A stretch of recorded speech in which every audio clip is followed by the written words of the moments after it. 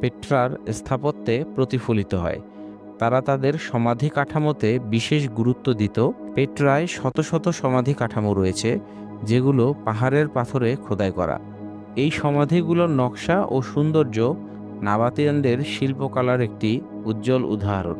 পেট্রার গৌরব কিন্তু চিরস্থায়ী হয়নি। খ্রিস্টীয় ৪র্থ শতাব্দীতে রোমান সাম্রাজ্যের পতনের সঙ্গে সঙ্গে পেট্রার গুরুত্ব কমতে শুরু করে। বাণিজ্য পথ পরিবর্তন হয়ে যায় এবং পেট্রা ধীরে ধীরে পরিত্যক্ত হয়ে পড়ে। খ্রিস্টীয় ৩৬৩ সালে একটি ভয়াবহ ভূমিকম্প পেট্রার বেশিরভাগ কাঠামো ধ্বংস করে দেয়।